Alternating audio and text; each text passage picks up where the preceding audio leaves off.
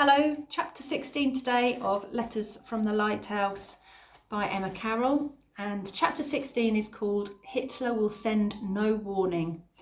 And this propaganda slogan was trying to get people to carry their gas masks with them wherever they went, because Hitler doesn't send any warning of when he's going to drop the bombs. You can't schedule when it's going to be and when you'll need your gas mask. You'll need it with you all the time. So chapter 16, Hitler Will Send No Warning. The suitcase wasn't going any further. Waterlogged, it weighed a ton, and when we tried to move it even a few feet along the beach, we had to give up, panting. I knew Ephraim would want to see it, but there was no way on earth we'd get it up the lighthouse ladder. I'm going to open it, I decided. Crouching beside it on the shingle, I flicked the catches. Cliff shuffled closer, breathing fast. It had probably once been an expensive piece of luggage. Now the sea had warped it and the leather was all scratched. With a gritty creak, the lid lifted. Inside were blouses, a few dresses, damp ones, with sandy, salty stuff caught in the folds. Tucked down the side were a couple of books. I couldn't understand their titles. The words were in a different language. There was a pot of face cream, a toothbrush with its bristles splayed a little. I wondered who'd used it last, and where. "Is there a name on it?" Cliff asked. I pointed to the inside of the suitcase lid. There was a sticker that might have once said Vienna, which I knew was in Austria. In tiny writing underneath was an address I couldn't read because the ink had all but washed away. This suitcase belonged to someone, and that someone had packed up their books and clothes and toothbrush, much like we had, and left their home far behind. I wondered if they'd felt frightened, unsure of where they were going and what sort of welcome they would receive when they got here. At least we'd arrived in one piece. The more I looked, the more I was sure this luggage was from Queenie's missing boat. I could feel it too, a sort of foreboding in the air, because if my instinct was right, then where were the passengers? Had their attempt to help people gone tragically wrong? And what about Zuki? The awfulness of what this washed-up suitcase implied almost overwhelmed me. "Olive," Cliff tugged on my sleeve. "You're crying." "Am I?" Quickly, I wiped my face on my sleeve. "Come on, let's go and tell Ephraim." And we left the suitcase where it was. Just wanted to explain a little bit of this, the awfulness of what this washed-up suitcase implied. That word implied is like your inference that you do in comprehension lessons. It didn't specifically say something must have gone wrong with the person who owns this suitcase, but that's what she understood from seeing that suitcase. It was implied, and that's what she inferred. That was the inference. Back at the lighthouse, there was a note on the table. "Gone to Tithe Cove. Make lunch if I'm not back. E." Tithe Cove was the next village along the coast. You reached it by a path that went up steeply over the cliff tops. I'd never walked it, but could well imagine why Ephraim wanted to. The views down onto the beach made it an excellent lookout for anything that might have washed ashore. And you'd not need to record your observations in a logbook or mention it in conversation on the lighthouse radio.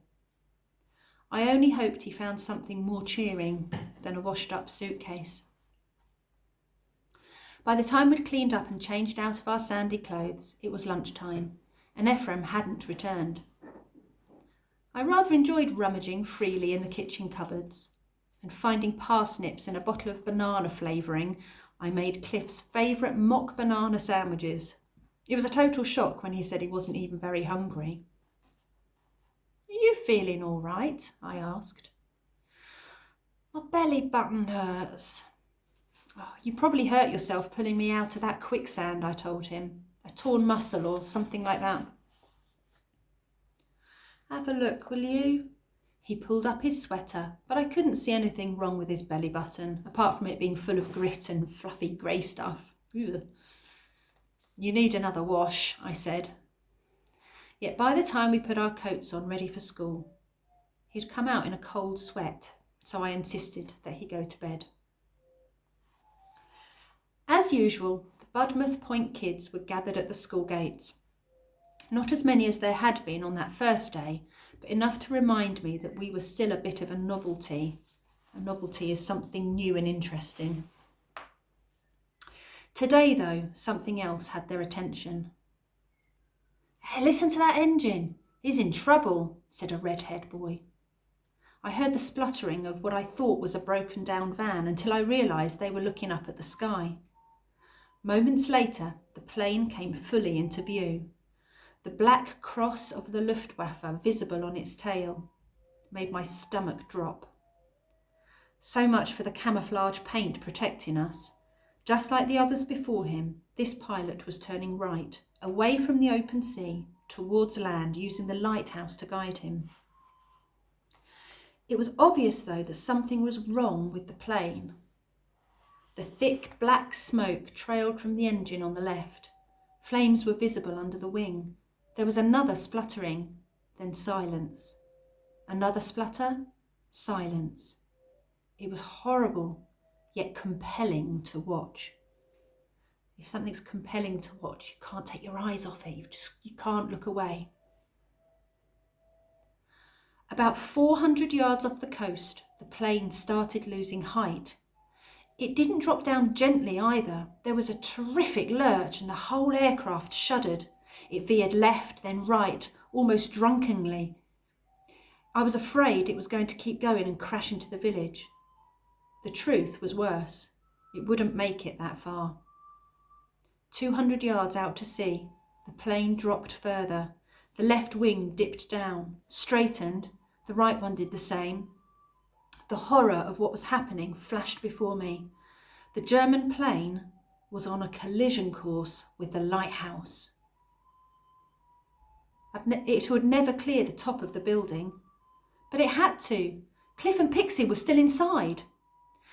Not that I could do anything. It was too late for that. I couldn't even scream. My heart was jammed in my throat. "He's aiming right for it," one of the Budmouth kids cried out. "Flipping heck, he's gonna hit it. He must have a parachute. Why did he bail out?" I couldn't watch. Yet I couldn't bear not to watch. "Shut up," I willed them all, hand pressed to my mouth. "Just shut up." Everything slowed. The plane spluttered again, then seemed to bounce in the air. It came at the lighthouse, almost level with the front door. I braced myself for the impact. The engine gave a dying roar. At the very last moment, it swerved right, and miraculously, it missed. It took a moment for my brain to catch up. The plane was on its side, its left wing clipping the waves. With a final lurch, it dipped behind the rooftops and trees, disappearing from sight. Seconds later, we heard a huge doof as it hit the ground. Fresh smoke billowed into the sky. All at once, everyone was trying to work out where the plane had come down. "It's over by the Wilcox's farm." "No, it's down by the harbour just past Jim's house." "I reckon it's hit the woods." Still stunned, I didn't much care for where it was. Cliff being safe was all that mattered to me. At the school gates, people from my class started appearing. Mr. Barrowman amongst them. School, it seemed, had been forgotten. "Where's everyone going?" I asked a boy called Luke Mitchell. "To see the plane, of course," he grinned. "And what's left of the pilot." Sounded a bit horrid, to be honest, though I was intrigued to see what a German actually looked like, and I knew Cliff would want to hear the gory details, so I went with them. Just beyond the harbour was a blackened hedge. The pilot had ploughed right through it, coming to a halt in the field beyond. The plane's nose was buried in the ground, the tail sticking into the air. Pretty much everyone in Budmouth Point had come along for a look. The mood was wary, hushed, as if the plane was a sleeping dog that might suddenly wake up and bite. I should have been amazed at the sight of it, but instead it made me feel a bit uncomfortable to be gawping at somebody else's misfortune. Just shy of the wreckage, the crowd stopped. Quickly, word spread that the pilot wasn't dead. He was sitting in the grass with a broken arm, and you could see the bones sticking out through his shirt sleeve. Oh dear. Well, do we tend him or leave him? Asked Mrs. Moore. I don't fancy touching him. This was Mrs. Drummond. Call the police, someone else shrugged. Or the Coast Guard. There was a lot of confusion, with no one really knowing what to do.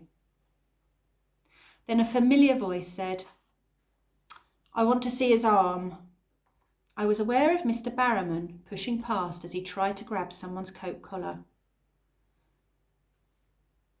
Don't stick your nose in, Miss Jenkins. Stay back here out of the way. But Esther was quicker than him. Her dark pigtail head soon lost in the crowd. Everyone started shuffling forwards, moving closer to the aircraft as a group, as if there was safety in numbers. I shuffled with them, though the idea of seeing sticking out bones was beginning to lose its appeal. We came to a stop just in front of the aircraft. The smell of engine fuel was strong enough to make your eyes water. I could see the ground all churned up and the plane's cockpit smashed on one side. It was incredible to think that anyone had even survived. Yet there he was, head bowed, kneeling on the grass, maybe 20 feet away. The pilot's uniform was in tatters. The damaged arm hung limp at his side. I didn't see a bone, thankfully, but it was certainly bleeding badly. He was skinny in a way that made him look young, perhaps not much older than Ephraim. I'd not expected that. I'd not expected him to be crying either. It made me more uncomfortable than ever. You know, earlier on in the chapter, there was something that caught my eye. She said, I was intrigued to see what a German actually looked like. Well, of course, he'd look like any other man, wouldn't he? And so she's sort of identifying with him now and realising he's just a man that's had a horrible accident and is in pain and crying. The crowd now had the pilot surrounded. Put your hands on your head where we can see them. This was Mrs. Wilcox, the farmer's wife, who looked scarier than any German. But the pilot couldn't lift his wounded arm, and he could barely stand, swaying dizzily and gasping in pain. He soon sunk to his knees. He's putting it on, don't trust him, said a woman I didn't know. From the back of the crowd, someone shouted, Sprat's here, let him through. A pathway opened up and the Coast Guard appeared, stern-faced and broad-chested. Everybody calm down, he insisted, patting the air with his little hands. I'll deal with the situation. Go home now, please. No one moved. Just yesterday, the locals had welcomed him like a hero. Today's mood was different, though. People folded their arms and shook their heads. It was, I had to admit, rather satisfying to see bewilderment on the Coast Guard's face. Put him in his place a bit. Painting the lighthouse didn't work then, did it, Mr. Spratt? A woman in overalls called out. Germans still found it easy enough. Waste of blooming time, old Mr. Watkins agreed. The painting isn't yet finished. Mr. Spratt quickly regained his composure. Rest assured we'll have the job completed by sundown today. My heart sank. This wasn't going to help the missing boat one bit. What if it was still on its way from France? What if they were still trying to find the lighthouse that didn't appear to be there? Mr. Spratt's answer didn't quieten the crowd either. If anything, everyone moved closer to the pilot. Before I knew it, I was just a few feet away. Mrs. Wilcox and another woman were standing over him in a threatening manner. The pilot sensed it too, covering his head protectively with his good arm. "That's for what you're doing to our boys!" And Mrs. Wilcox spat at him. The other woman prodded him with her foot. The pilot pleaded, using words I didn't know, but he was sobbing. That I did understand. "Don't!" I burst out. "He's injured!"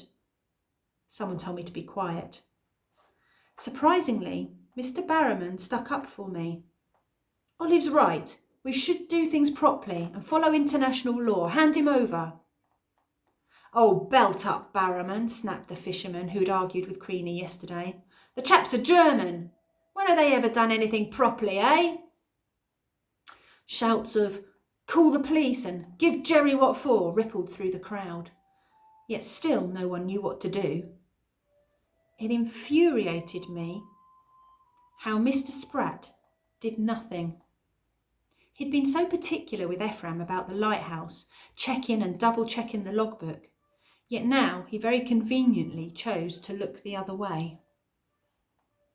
I only hoped that when Dad's plane came down, someone kind had found him, to hold his hand when he was hurting and tell him not to be scared. Better still, if it had been so quick he died before the plane hit the ground. No, I wouldn't keep quiet. I had a voice, and it was time to make some noise with it. That's the end of the chapter. If you think about it, the Germans were our enemy. We were at war with them. But her dad crashed in a foreign land in Germany, possibly, or France, I'm not sure, but he crashed in a foreign land. And so he was a foreigner crashing in an aeroplane. That's no different than this German on his mission crashing on our English soil.